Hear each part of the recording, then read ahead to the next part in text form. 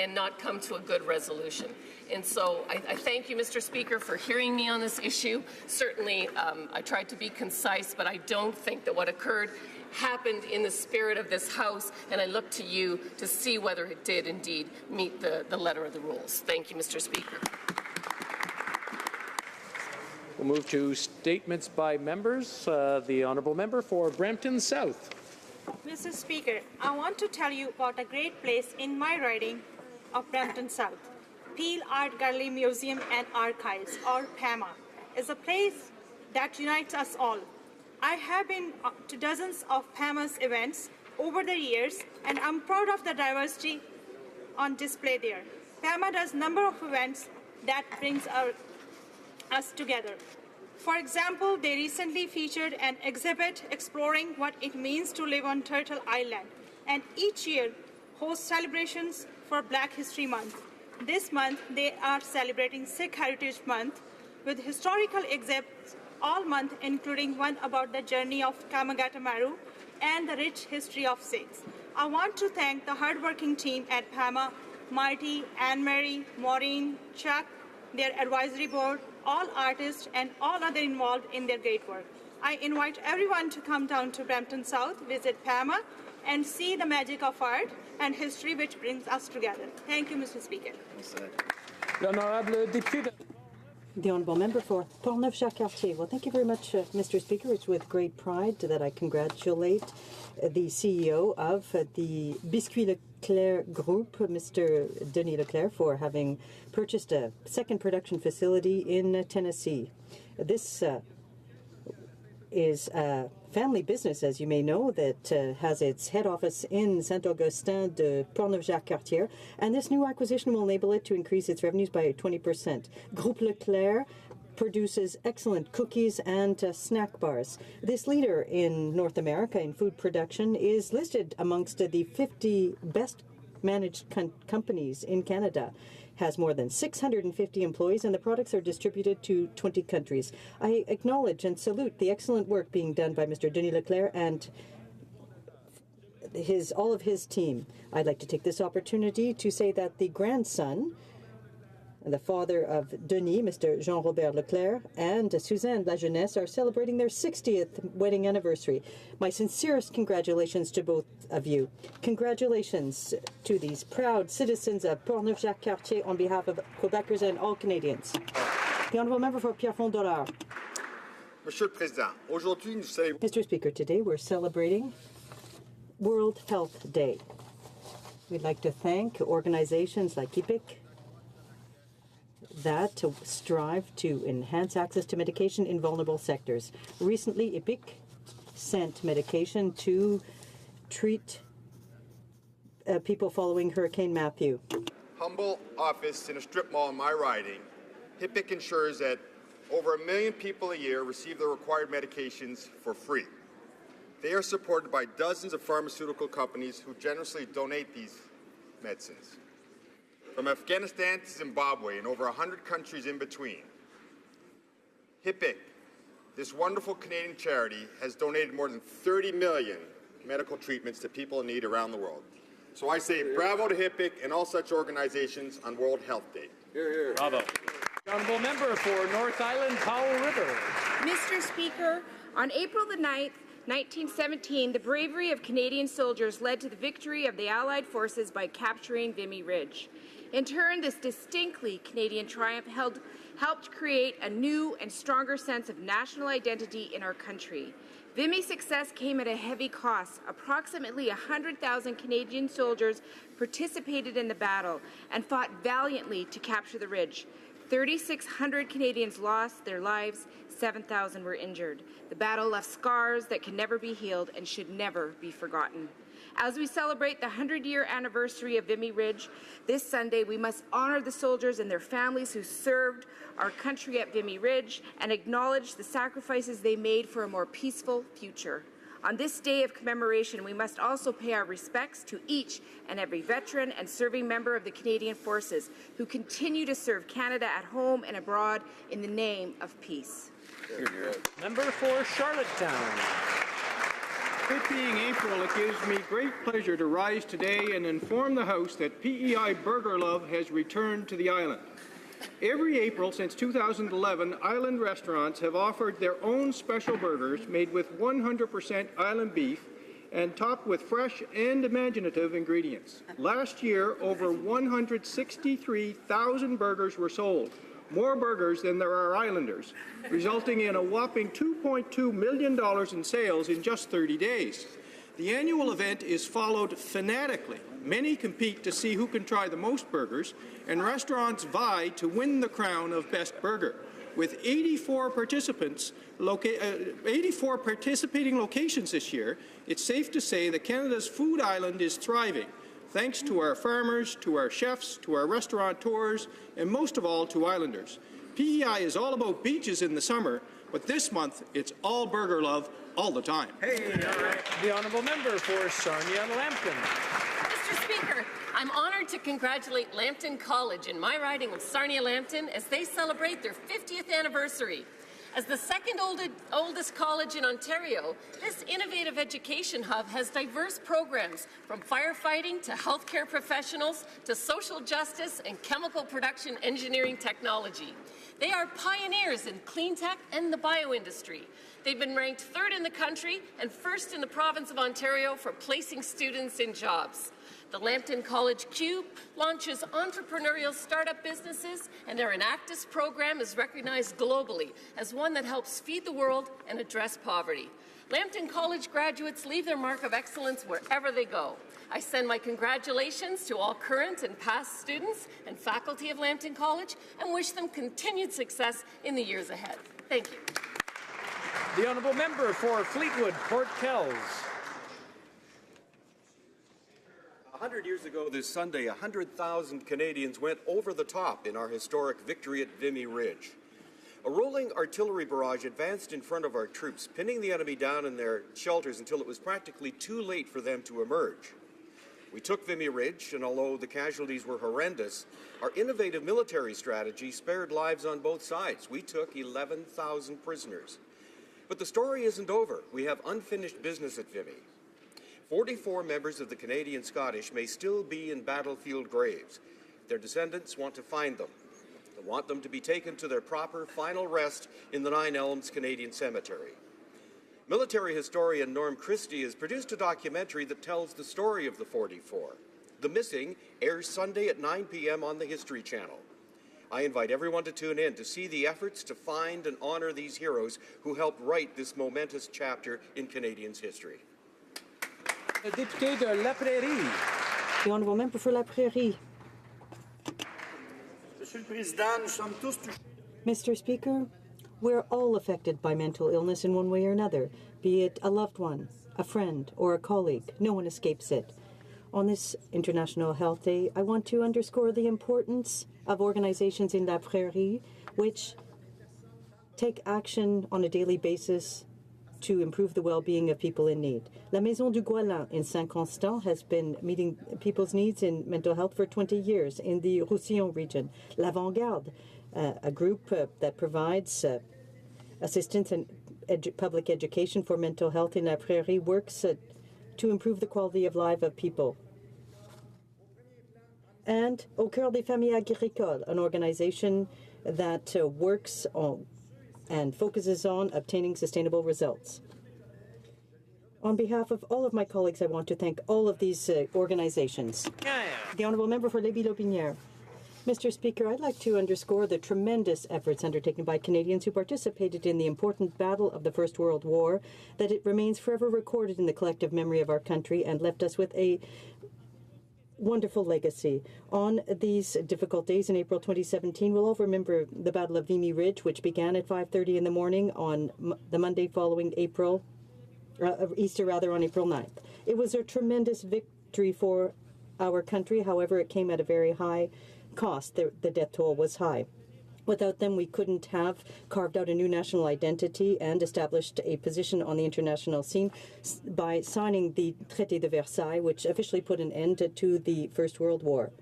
Now, the Vimy National Memorial rises high above a peaceful country landscape. We thank the veterans for their sacrifices. We acknowledge the work of all people who served and continue to serve during times of war and times of peace. Thank you. The Honourable Member for Laurentides-Labelle. Thank you, Mr. Speaker. April 23rd to 29th will be National Volunteer Action Week, and hundreds of citizens are very devoted to these causes in my riding, and I want to thank them.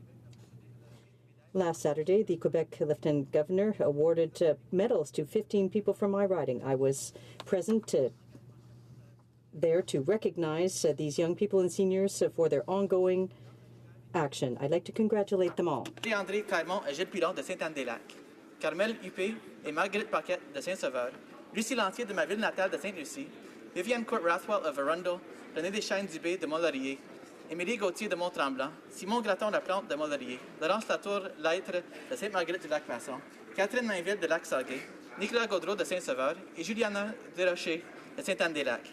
Les bénévoles sont... Volunteers are absolutely indispensable for the development of our communities, and we can never thank them enough. Thank you, Mr. Speaker. Fredericton. Mr. Speaker, on March 12th, Fredericton lost a dedicated educator with an unparalleled passion for teaching, enthusiasm for the arts, and joy of travel. Jim Miles taught for over 30 years at Fredericton High School, receiving the Prime Minister's Award for Teaching Excellence in 1999. Jim directed the FHS musical production for over 20 years. His productions were known for their high quality, inclusiveness, and camaraderie. Many FHS grads, including yours truly, will cite production as the highlight of their high school career. Jim a encadré de nombreux acteurs de Broadway. Jim worked with many actors who went to Broadway and worked on the Canadian scene, including Juno winners Misa Brueggemeyer and David Miles. Jim organized trips across the world and continued to lead international tours until he retired. His wife Carmel, siblings Jane, John, and David, his sons Andrew, Jeremy, Sean, and David, his many grandchildren, friends, and community members who he so deeply impacted. Thank you. The Honourable Member for Souris, Moose Mountain. Mr. Speaker, September 10th, 2016, the Royal Canadian SFAN Branch Legion number 60 dedicated the SFAN Soldiers Tree. I would like to recognize Les Heinzman, the man with the idea, Darren Jones, the architect, Robert Rooks, Jim Frosty Forrest, and all those who contributed to the funding of this project. Mr. Jones carved this magnificent memorial from a 100-year-old cottonwood tree with a girth of 18 feet and 20 feet height, using only a chainsaw. It tells the story of Canada's military contribution to the Allied victories. It serves to honor those who serve us in the past, in the present, and in the future. Tomorrow, there will be a parade to the memorial, followed by a dinner to commemorate the 100th anniversary of the Battle of Vimy Ridge, where over 7,000 Canadians were wounded and 3,598 made the ultimate sacrifice, including 422 from Saskatchewan. My family, along with many veterans, legionnaires, and fellow Canadians, will pay tribute this weekend to these brave Canadians. Their country needed them. They answered the call. We shall not forget. The Honourable Member for Châteauguay-Lacolle. Mr. Speaker, last month I took part in the Berlin TB Summit of the Global TB Caucus. This initiative drew together a dedicated group of parliamentarians from the G20 countries in order to build a coordinated response to the AMR agenda at the G20 this summer and press for the inclusion of TB within broader efforts to tackle drug resistance. That Tuberculosis is an infectious disease that causes the most victims throughout the world. Some 1.8 million people die each year, including people living in G20 countries. Action is to ensure TB is recognized as a priority pathogen within the AMR agenda and to devote all necessary efforts to tackling the disease within the G20 and across the world. Nous devons agir. We must act now if we want to eliminate tuberculosis. Thank you. The member for Saskatoon West. Mr. Speaker, today is World Health Day, and this week is Global Asbestos Awareness Week. The WHO estimates that 125 million people worldwide are exposed to asbestos. Each year, over 2,000 Canadians receive the devastating news that a loved one has been diagnosed with an asbestos-related disease. I am proud of the work done in my province of Saskatchewan The tireless advocacy of unions and workers to raise awareness about asbestos led to the first mandatory registry of buildings containing asbestos. The Canadian government finally made a commitment to ban asbestos, but is asking Canadians to wait another year before a ban is in place. I implore the government to ban asbestos earlier rather than later. Why make Canadians wait? As Jesse Todd, the president of the Saskatchewan Asbestos Disease Awareness Organization, has said, the best response to this hazard is to empower citizens and governments with the best information possible so they can take steps that will prevent the exposure to asbestos. Thank you. L'honorable député de Charlesbourg. The honourable member for Charlesbourg, Haute-Saint-Charles. 100 years ago, we were on the eve of the offensive at Vimy Ridge. In order to avoid attracting the attention of the German army, thousands of Canadian soldiers hid in caves underground before the launch of the offensive. Preparations, timing, and the courage of Canadians allowed for success where 100,000 French soldiers had lost their lives without any results. It was the first time where where 4 Canadian divisions fought together. It was our first offensive as a country. The 22nd Regiment from Quebec participated in this historic charge by clearing the trenches. They captured more than 500 prisoners and 5 machine guns. This battle was an historic one for Canada, represented the ultimate sacrifice for thousands of families. 100,000 Canadians participated in the assault. 10,600 were injured and killed. They all sacrificed their lives to defend liberty. We will never forget these heroes. For Thunder Bay Rainy River. Mr. Speaker, it is with great sadness that we hear of the attack in central Stockholm. Mr. Speaker, we offer our deepest condolences to the family and friends of all the victims of this heinous attack. We wish a quick recovery to all those injured. Canada stands with the people of Sweden and stands ready to support in any way we can. Sweden, we are thinking of you. Yep.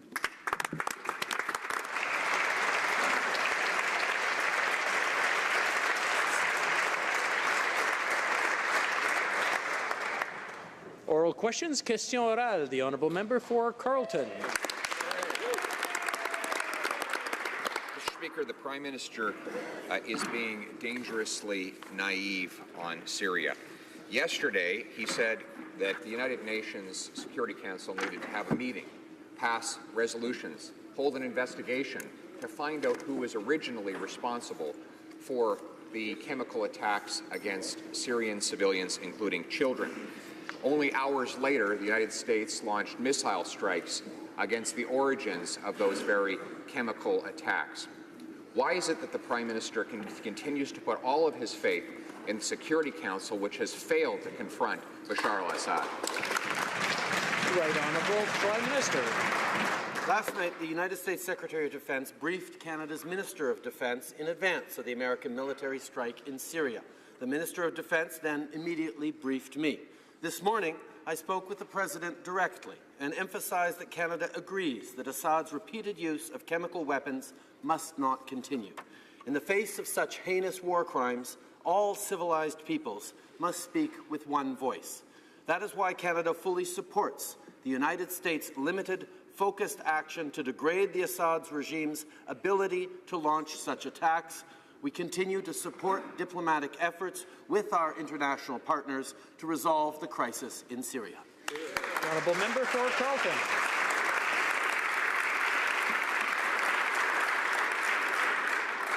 As does the Conservative Party support the United States missile strikes against the Syrian regime in the aftermath of its chemical weapons attacks on its own civilians.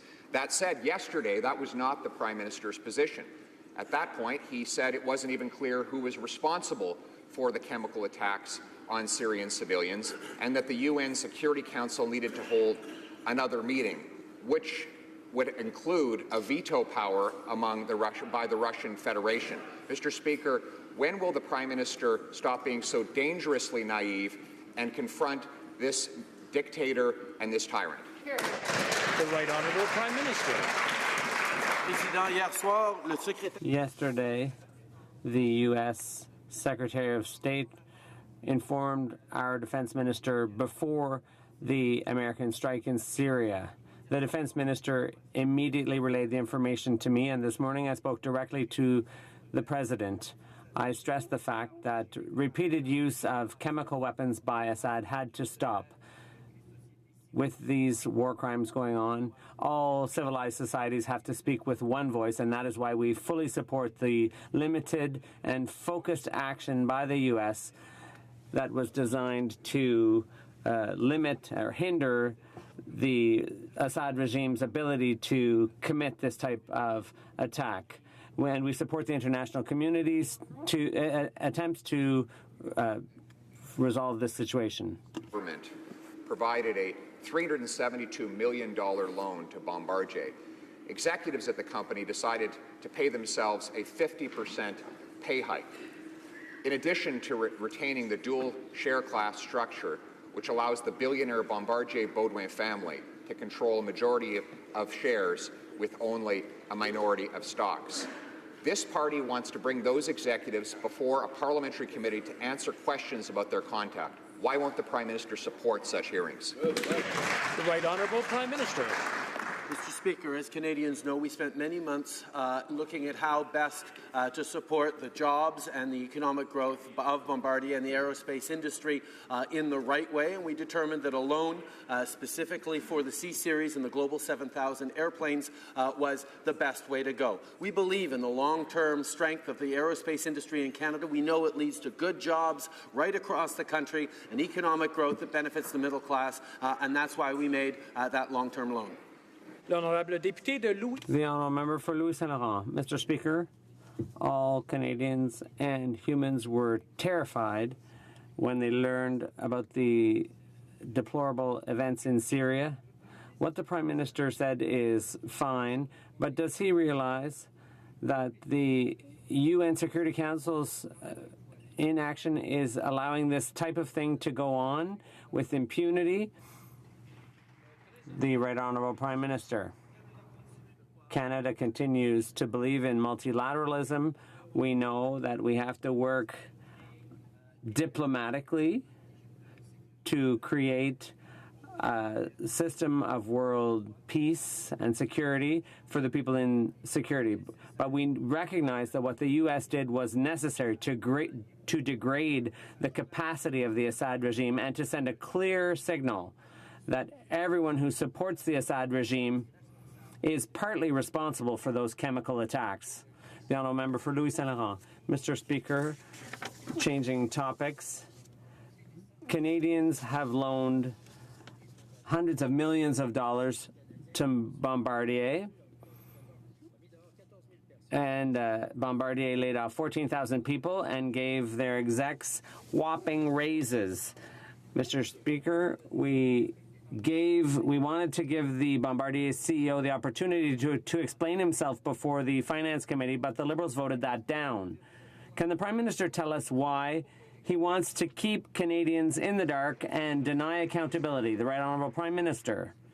Mr. Speaker, this government understands how important aerospace jobs are for middle-class Canadians and for economic growth. That is why we chose to invest by loaning money to Bombardier for the C-Series and Global 7000. Those programs will deliver jobs and economic growth for Canadians, and that will help us create opportunities for the middle class. I'd like to remind members that I heard the question very clearly, but I had a hard time hearing the answer.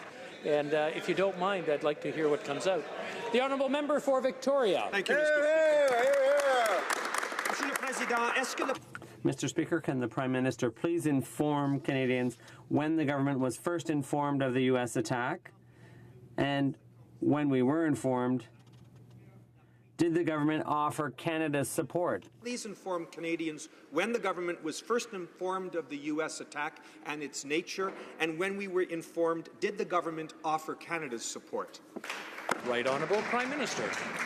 Mr. Speaker, we were informed about an hour before the airstrikes by the American military on Syria.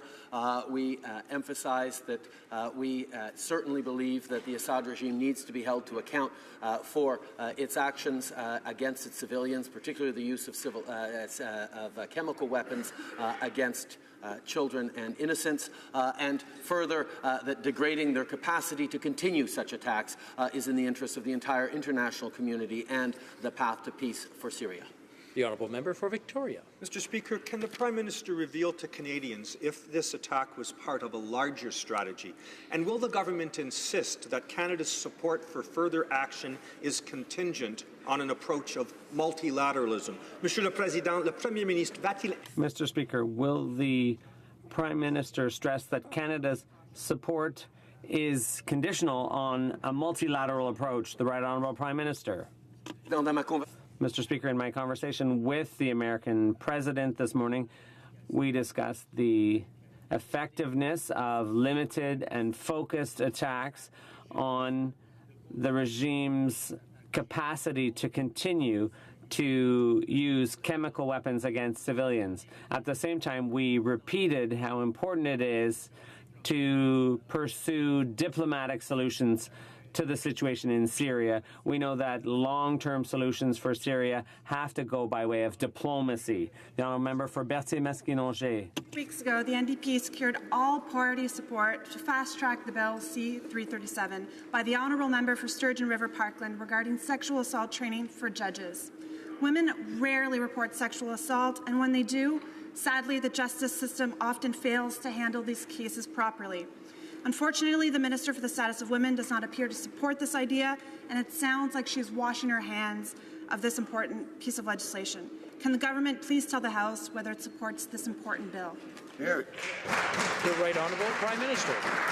As people well know, Mr. Speaker, this government and me personally support moving against gender-based violence, moving against the discrimination that happens still within our court system, within our justice system, against survivors of sexual assault. We know there is much more to do, and we are happy to listen to and work with all members in this House on proposals that come forward to do just that. We look forward to the committee study that will further the various ways in which we can do this, and we continue to stand firmly against sexual assault and harassment. The honourable member for Berthier-Masquinongé. Monsieur le Président. Mr. Speaker, although I salute the investments to help women who are victims of sexual assault, the Prime Minister hasn't answered my question.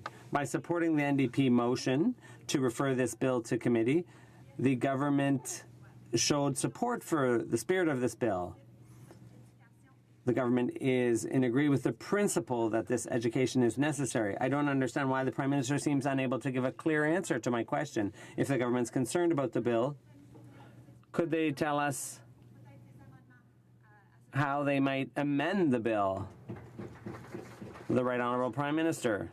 Mr. Speaker, the important work of the committee on this bill and on all bills is an integral part of our democratic approach here.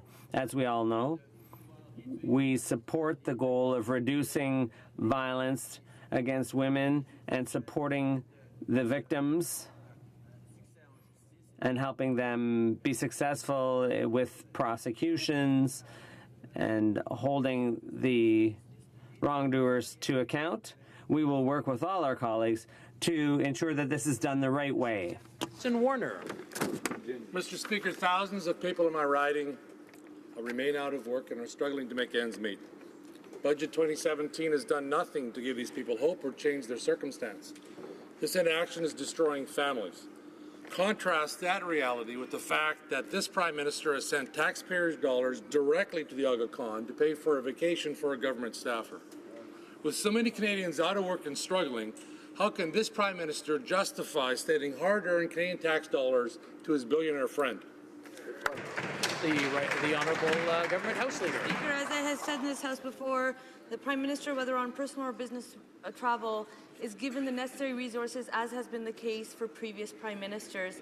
What's more important to note is that this government was elected on a commitment to make the investments to help grow the economy and create the jobs that the member is referring to that Canadians need. In the last 8 months, we have seen 250,000 jobs be created, full-time, good jobs for Canadians. This is the kind of growth Canadians need. These are the kind of investments we will continue to make to support Canadians. Thank you. The honourable member for Oshawa. Mr. Speaker, Peter Cleary, the Health Minister's former senior advisor, is now a lobbyist at Santis Health, a lobbying firm that primarily lobbies her. Now, while the minister claims that his new employment was cleared by the Ethics Commissioner, it still doesn't pass the smell test. When was Mr. Cleary offered the job at Santis Health, and what files did he have access to after he was offered his new gig? The Honourable Parliamentary Secretary. Thank you, Mr. Speaker. As the member well knows, every exam staff hired knows full well the responsibilities they must respect both during their hiring and following their hiring. The rules are quite clear, and we have no reason to doubt that they will be respected, and in this case, that they have been respected. L'honorable député de Beauport. The honourable member for Beauport, Côte-de-Beaupré, Île-d'Orléans, Charlevoix. When liberal cronyism becomes the rule, you've got to ask yourself, where does it end? Mr. Speaker, we recently learned that the former advisor to the Health Minister, Peter Cleary, is now working for Santis Health and lobbying the minister. Is the minister aware of the conflict of interest? And can she reassure the House that she and herself will not be meeting with Peter Cleary? The Honourable Parliamentary Secretary to the Health Minister. Thank you, Mr. Speaker. As the Minister said here, the individual in question will be meeting with the Ethics Commissioner and will not be lobbying the Health Minister. Well, Mr. Speaker, first there was the appointment to the Halifax Port Authority in exchange for the Finance Minister's Cash for Access donation. Then there was judicial appointments from the pool of lawyers attending Liberal fundraisers. Now we have failed Liberal candidate Jennifer Stebbing appointed to the Hamilton Port Authority without meeting the Transport Canada job criteria. What appointments will the Liberals give their failed candidates in Calgary, Midnapore, and Calgary Heritage? The Honourable Parliamentary Secretary. Mr. Speaker, our government has adopted an appointment process that supports the recruitment and selection of high-caliber candidates that is open and transparent, merit-based, and reflects Canada's diversity, including gender balance. These are eminently qualified individuals from legal, financial, community, and academic backgrounds, and we are very pleased that they have accepted these appointments. Thank you, Mr. Speaker. The Honourable Member for Moose Jaw, Lake Centre, Lanigan. Mr. Speaker, there's been a long-standing tradition that any changes to the standing orders must require unanimous consent. In the last Parliament, I chaired an all-party committee looking at changes to the standing order. In fact, the current Parliamentary Secretary to the Government, House Leader, was Vice Chair of that committee and was an enthusiastic supporter of the concept of unanimity. Well, my, how times have changed. Mr. Speaker, when will this government finally admit that any changes made to the standing orders must be made for the benefit of all parliamentarians and not just for the benefit of Liberals? Hear, hear. The Honourable Government House Leader. Canadians to modernize the way this place works and to bring it into the 21st century. This government is committed to working with all members of Parliament and all sides of this House, and I will continue to encourage that conversation, that discussion on ideas on how to improve the way this place works. Thank you, Mr. Speaker. The Honourable Member for Perth Wellington. Mr. Speaker, the unnecessary standing order standoff has continued for nearly 3 weeks, and the Liberal House Leader says she wants to have a conversation. But a conversation only works if she's willing to listen. All Canadians expect a voice in this House, not just the Liberal front bench.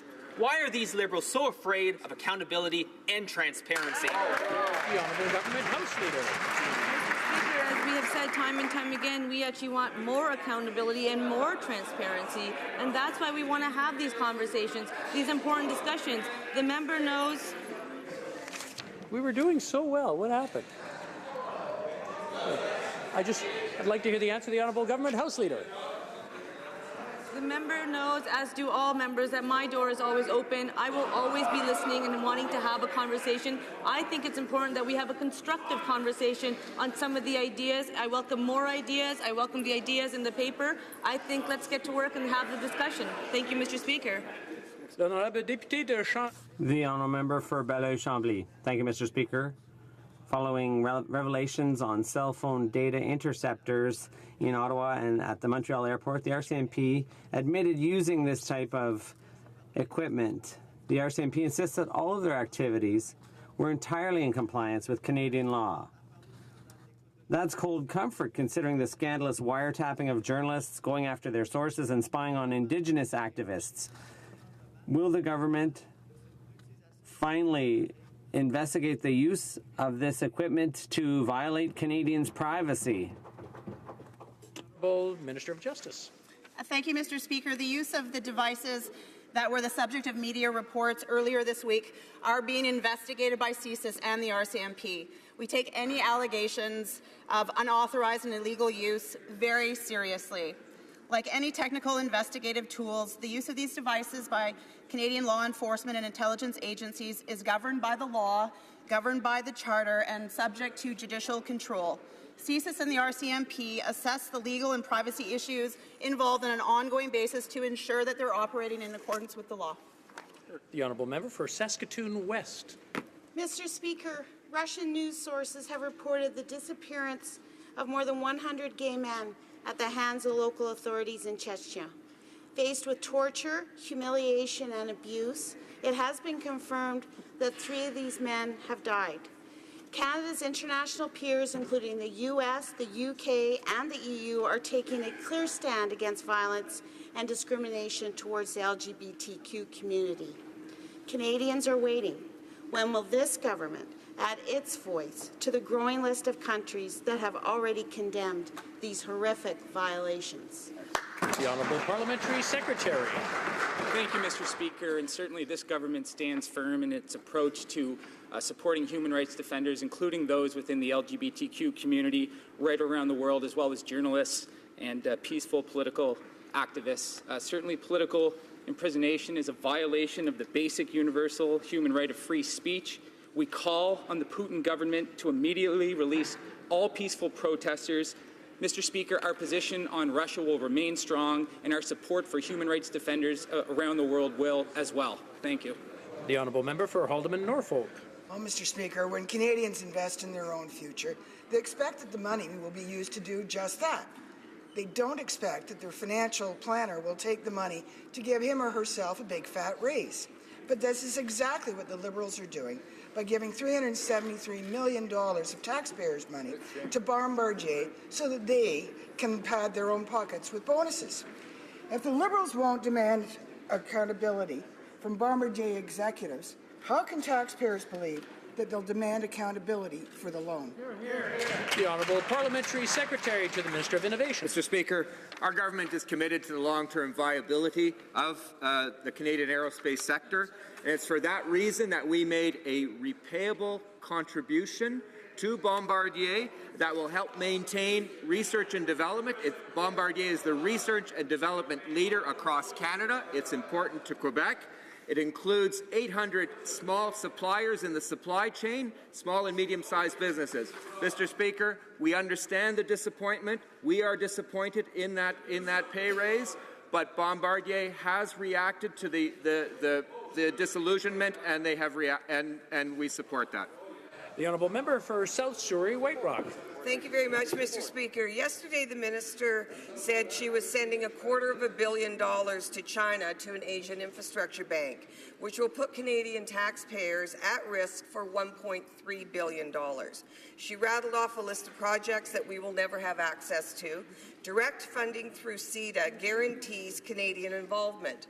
President Obama and the former Conservative government declined to join the bank because it was not in the best interest of taxpayers. So why are the Liberals putting Canadian taxpayers at risk for $1.3 billion? The Honourable Minister. Monsieur le Président, nous avons entendu Mr. Speaker, we waited 2 years for reports on their ability to follow up rigorously on their situation, we came to the conclusion that our investment was serving the most vulnerable and the poorest well. And I can give you, as an example, irrigation projects and drinking water projects, electrification projects in Bangladesh. And there you have it, Mr. Speaker. Fort McMurray, Cold Lake. Mr. Speaker, at the Oil and Gas Symposium held in Calgary, the main topic was the Prime Minister's unilateral 5-year ban on drilling in the Arctic. The Northwest Territories Premier, Bob McLeod, said this arbitrary decision is taking away hope from Northerners, the hope of making long-term, healthy living in the North. The Liberals keep saying they care about Northerners, but their actions say otherwise. Right. This is classic Liberal double talk. How can the Liberals claim to support the North by killing the potential for these middle-class jobs? The Honourable Minister for Indigenous Affairs. Mr. Speaker, as you know, the moratorium in the new offshore oil and gas licenses in federal waters was announced in conjunction with a 5-year science-based review, as well as 1-year consultation on the details of that review. Territories, Indigenous and Northern communities, and industry will all be consulted with that process. We are also working in partnership with Indigenous territorial and provincial partners to co-develop a new Arctic policy framework that will help confront the challenges and seize the opportunities in the region, which was an important request from the territories. The Honourable Member for Foothills. Mr. Speaker, more than 20,000 stakeholders attended the mining conference in Toronto, and they voiced very grave concerns with Liberal policies. They know the carbon tax is going to cost them tens of millions of dollars a year, and many more mining projects could be abandoned. The Liberals are burying Canada's northern communities under a made-in-Ottawa carbon tax and drilling moratorium. They are blocking resource development in some areas and taxing it to death in others. Mr. Speaker, does the Energy Minister realize that he's putting the very economic stability of Canada's north on very thin ice? The Honourable Minister of the Environment. Thank you, Mr. Speaker. Unlike the party opposite, we understand that the environment and the economy go together. I'm very pleased that as part of our carbon pricing leadership coalition, I'm just having a hard time hearing the answer. I just want to remind the honourable members of that. The Honourable Minister of the Environment. Thank you, Mr. Speaker. I'm very pleased that the Mining Association of Canada is a member of the Carbon Pricing Leadership Coalition. They understanding that putting a price on carbon pollution not only reduces emission, it also helps with innovation. We are working with mining companies, including Teck Resources, to ensure that we address competitiveness issues. But unfortunately, unlike business in Canada, the party opposite doesn't understand the environment and the economy go together. Honourable Member. The Honourable Member for Abitibi, Bay James Nunavik, EU. Thank you, Mr. Speaker. A month ago, Senator Bayak made odious comments about Indian residential schools, and now she's complaining that her freedom of expression is threatened because she is making comments that aren't very popular. Now, let's be clear, her comments were to say that residential schools were a good thing. A genocide, Mr. Speaker, is never a good thing. This senator has showed that she is not worthy of sitting in the Senate. Does this government join me in calling for Senator Bayak to resign? The Honourable Minister of Indigenous Affairs. The recurring comments from the senator concerning Indian residential schools are misinformed, hurtful, and simply false. What is even more troubling is the fact that she says that she has nothing left to learn. The fact that she was removed from the Senate Indigenous Affairs Committee was the right thing to do. That having been said, the Conservative Party leadership should show its commitment to reconciliation by removing the senator from the caucus. The Honourable Member for Skeena, Bulkley Valley. Words are fine, Mr. Speaker, but only meaningful if they're backed up with action. So will the Prime Minister join with New Democrats, First Nations leaders and Canadians calling for the resignation of Senator Bayak? Senator Meredith has sexually targeted a 16-year-old girl by his own admission Yet when asked to condemn this horrible act, the so-called feminist Prime Minister said, and I quote, "It's not for me to weigh in." Simply not good enough, Mr. Speaker. So does he at least have the dignity and decency to condemn this act? And does he have one good idea to make the Senate more accountable to Canadians? Because just saying it's not my fault is not going to cut it. The Honourable Minister for Democratic Institutions. Thank you, Mr. Speaker, and I thank my honourable colleague for his question. Speaker, I am deeply concerned by the report of the Senate Ethics Officer. Canadians expect all parliamentarians, including senators, to be held to the highest ethical standards. Ethical violations should be addressed and those responsible held accountable. The Senate is an independent chamber and responsible for dealing with these serious issues. I will continue to closely follow this situation. I remain committed to improving, strengthening, and protecting Canada's institutions and will continue to monitor this very closely. Thank you, Mr. Speaker. The Honourable Member for Hastings, Lennox and Addington.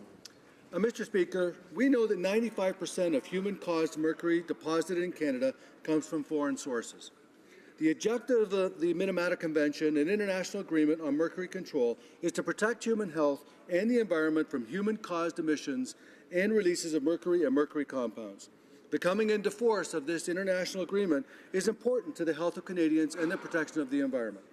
Can the Minister of Environment and Climate Change please advise this House on when Canada will ratify the Minamata Convention? Thank you. The Honourable Minister of the Environment. I'd like to thank the member for Hastings, Lennox and Addington for raising this important issue and for his hard work on the Environment Committee. I'm pleased to announce our government has ratified the Minamata Convention, a legally binding global agreement to reduce human-generated mercury emissions. Today, the Ambassador and Permanent Representative of Canada to the United Nations deposited the instrument of ratification at the UN headquarters in New York City. While we've reduced our own mercury emissions by over 90% in the last 40 years, more must be done to reduce global emissions that have had an impact on Canada, on our Arctic ecosystem, and on the health of Canadians, in particular vulnerable Canadians and Inuit. The Honourable Member for Caribou, Prince George. Mr. Speaker, the Liberals talk about funding for fisheries, but they haven't created a single program that fishermen can apply to. I know the Liberals would rather spend the rest of their mandate consulting, but rural communities in Atlantic Canada can't wait. Announcements are great, but hardworking fishing families need to know, what is the money for? Who's eligible to apply? When will the programs be in place? And will anyone actually benefit? Or is this more Liberal money for more Liberal friends? Here, here. The Honourable Minister for Fisheries and Oceans. Mr. Speaker, I thank my colleague for the question. I welcome the opportunity to tell the House that the Atlantic Fisheries Innovation Fund is $325 million that will be available this year. We have had discussions with provincial governments of how we can partner and reflect their priorities as well. In fact, Mr. Speaker, I'm meeting the 4 Atlantic premiers in St. John, New Brunswick next Wednesday. I've had very positive conversations with fishing groups from around Atlantic Canada, and I look forward to changing the Atlantic fishery in partnership with them to make sure that fishermen's incomes rise, that we do it in a sustainable way, and we take advantage of new global markets. The Honourable Member for Caribou, Prince George. Well, Mr. Speaker, from a minister that has been here for so long, I think these hardworking fishing families, and from somebody that understands it, he knows that these families deserve better. Canadians deserve a better answer than what he gave. Mr. Speaker, we know through our U.S. contacts, softwood lumber negotiations are non-existent.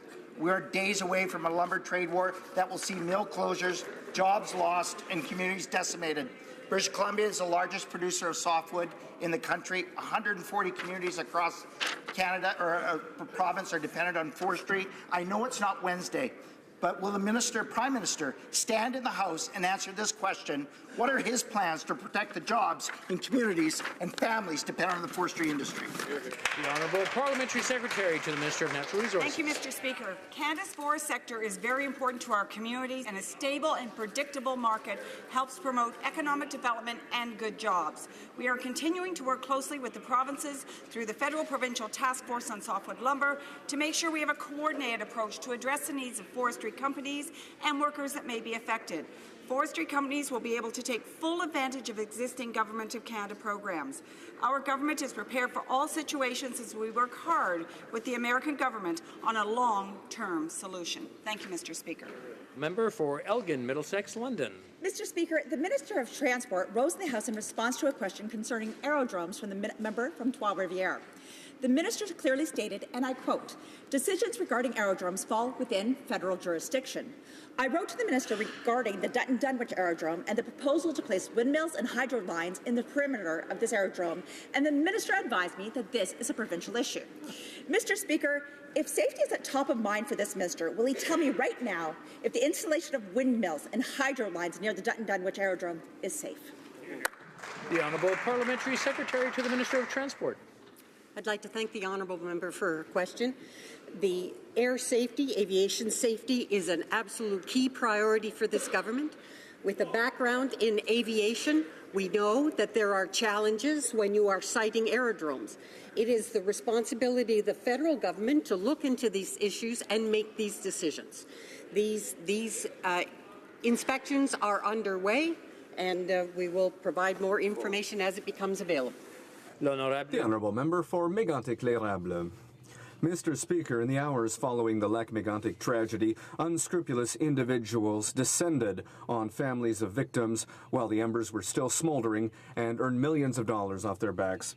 This tragedy is still very much well alive in Lac-Mégantic, where people are waiting for a firm commitment from the government on the rail bypass around the city. Will the Ministers of Justice and Transport firmly commit to the population of Lac-Mégantic who have suffered enough from this tragedy and its consequences? The Honourable Parliamentary Secretary to the Minister of Transport. Mr. Speaker, our thoughts continue to be with the families and friends of the victims of the tragedy of July 2013. Our government is firmly committed to improving rail safety, and that is the absolute priority of the Minister. The study of this file is ongoing, and that is why the Minister met with the Premier of Quebec a few weeks ago to discuss the rail bypass and the next steps to follow on this file. We hope to participate as full partners. For North Island, Powell River. Mr. Speaker, hidden in plain sight in this year's budget was a big lump of coal for our military. By consistently deflecting to the upcoming defense policy review, the Minister of National Defense is creating an expectation that more money will come later. Our women and men in uniform, our veterans, and all Canadians deserve to know whether the Minister will continue to starve our military. Will the Minister confirm the much-needed resources are coming when the Defence Policy Review is released? The Honourable Minister of National Defence.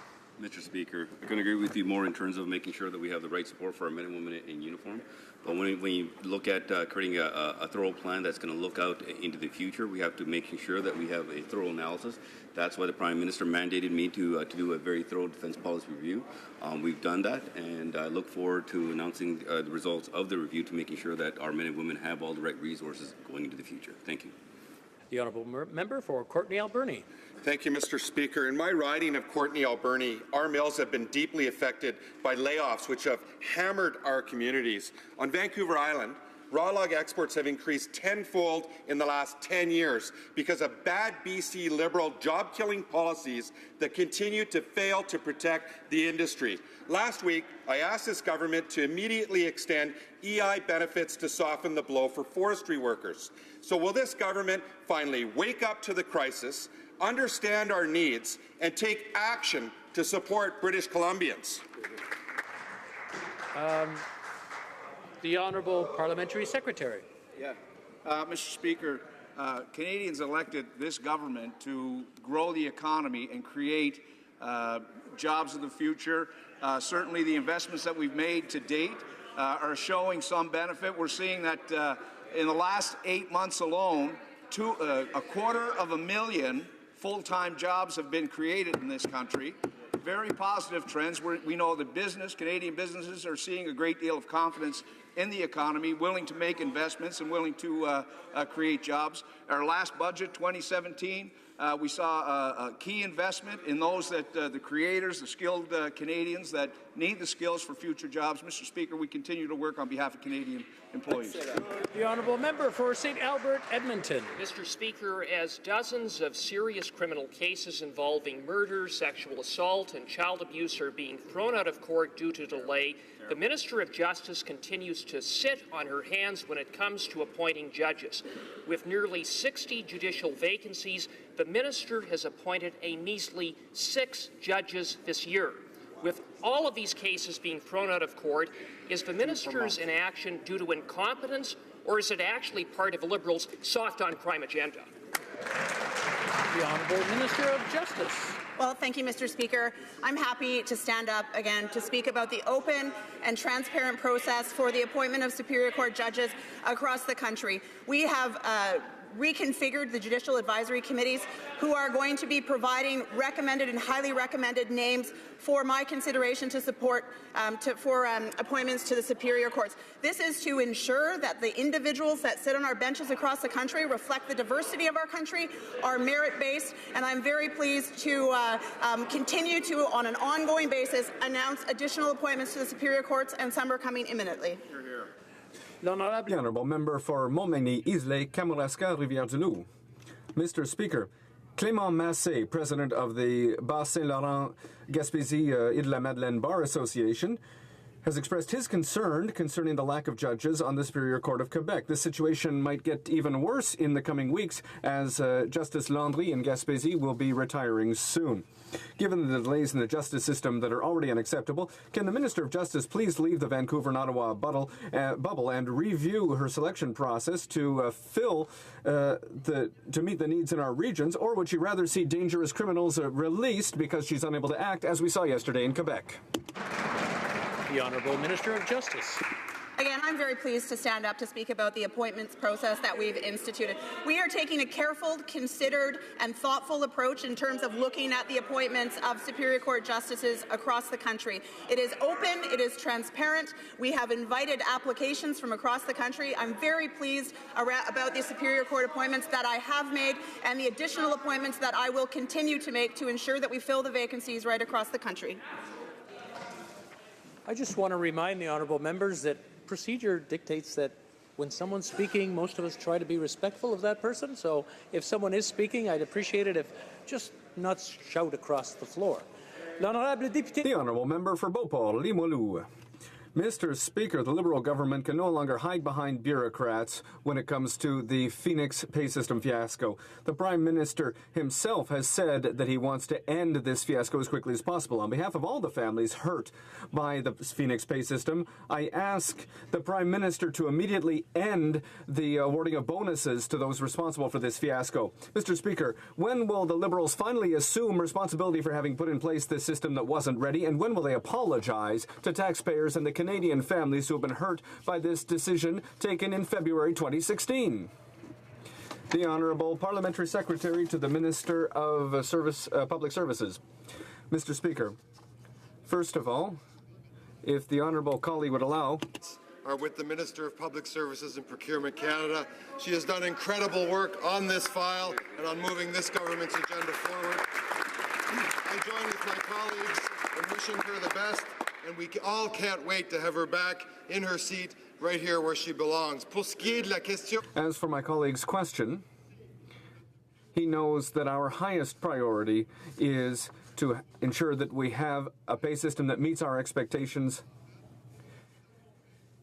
despite which was left to us by the party across the way, and we want to ensure that those who are in charge of this system have not received any budgets for bonuses for performance. The Honourable Member for Avignon, Amétis Matan Matapedia.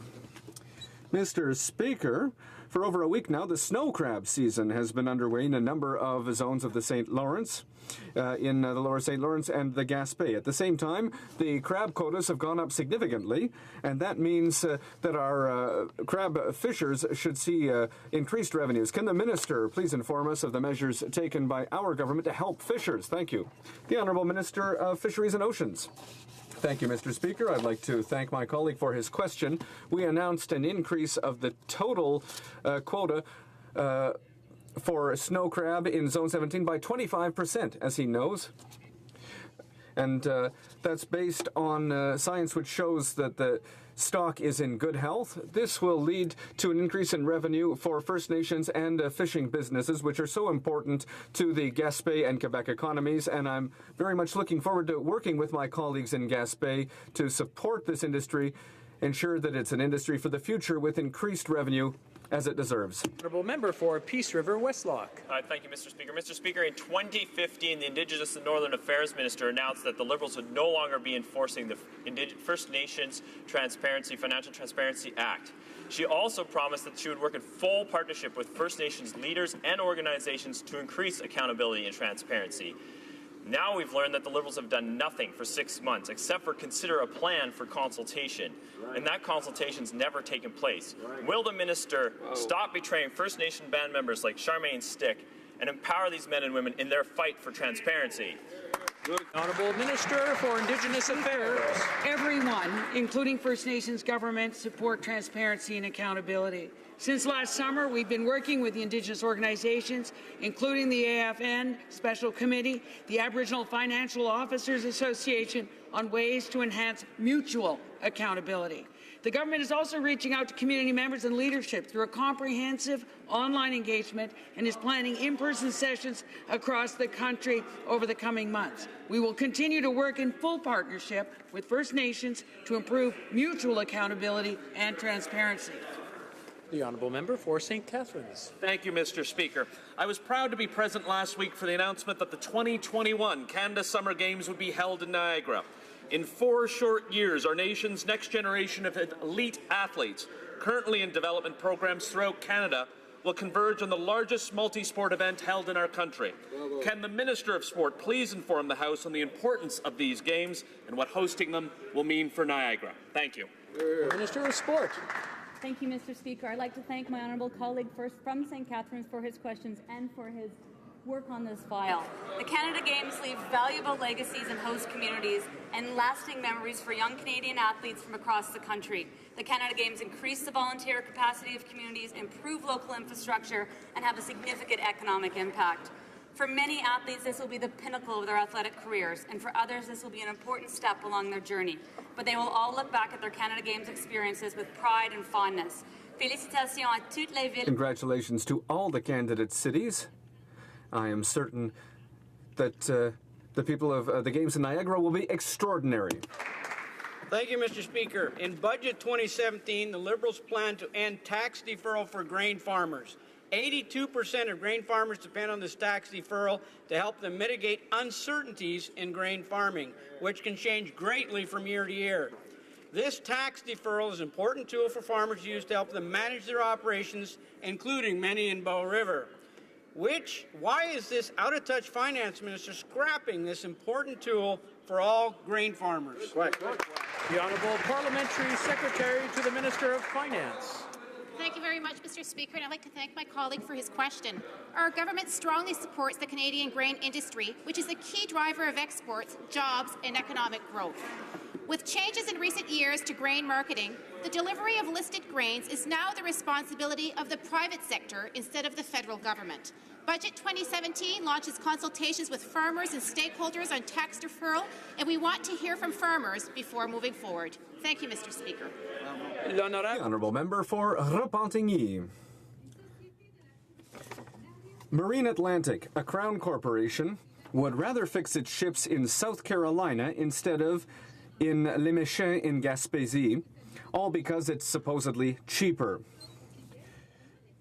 You know, in Quebec, we have the expertise, and it takes a 10-day return trip to reach the yard in South Carolina. What's next? Will they get fixed in China? Will the government finally force Crown corporations to repair their ships here to avoid such ridiculous situations? Parliamentary Secretary to the Minister of Transport. I'd like to thank the honourable member for her question today. Ferries and other marine transport, it's absolutely key to our future economic health. There's no doubt about it. We've had encouraging news. We want to make more investments in trade corridors and in our transportation to make it more effective, to make it safer, more secure, and that's all part of our plan. We're moving forward, Mr. Speaker, and we're going to make good progress. Thank you. Honourable Member for Repentigny. The expert committee report confirms what the Bloc Québécois has been saying, that there is a perceived absence of independence and neutrality due to the close relationship between the NEB and the industries it regulates. The NEB, Mr. Speaker, works for oil companies and not for the environment. Will the Liberals finally listen to reason and remove environmental assessment for projects like Energy East from the NEB's mandate? It's Quebec's decision. And why not finally recognize the jurisdiction and the expertise of Quebec's BAP project? Secretary to the Minister of Natural Resources. Merci. Thank you. Our government has committed to put in place an open and fair and inclusive and transparent process which will guide it in decisions concerning major energy projects. We have put in place an expert panel, as we promised in the election, to re-examine the structure, the role, and the mandate of the National Energy Board. Thank you. The Honourable Member for Repentigny.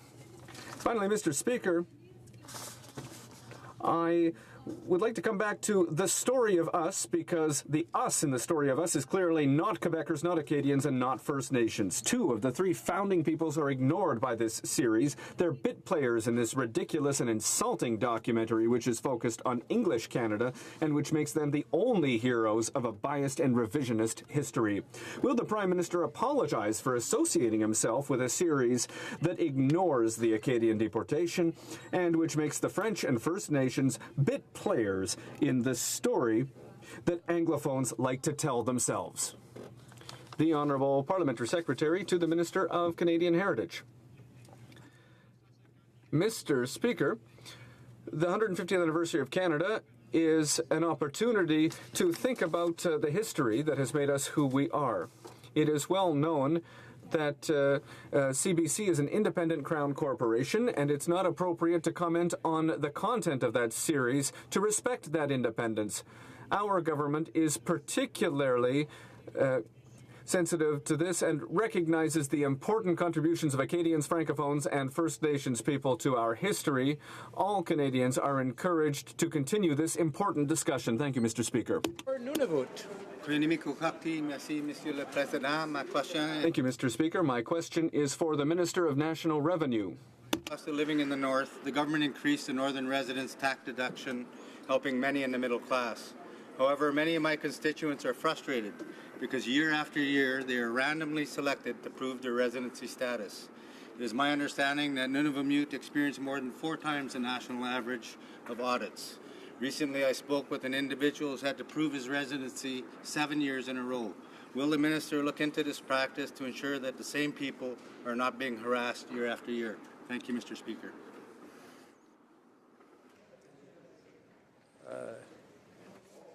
The Honourable Minister. The Honourable Minister of National Revenue. I'd like to thank the member for his important question. Our government has indeed increased the base amount and the additional amount for residents to calculate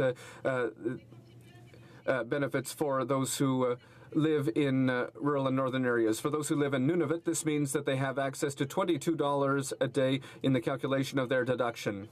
The agency looks at a number of declarations every year to ensure that taxpayers have the access to the money that they can use. We will continue to look at this closely, and all taxpayers are treated fairly, but using criteria which is fair and not discriminatory. And that's all for today. Thank you very much. This was a good session.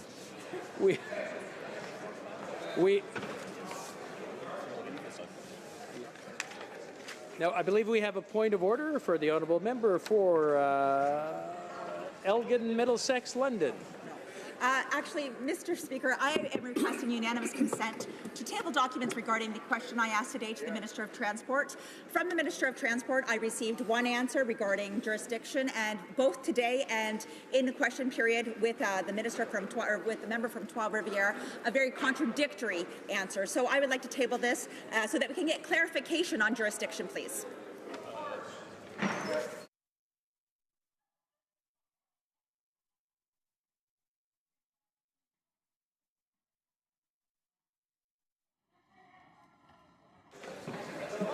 Okay. Does the honourable member have unanimous consent of the House to move the motion? I don't believe we have unanimous consent.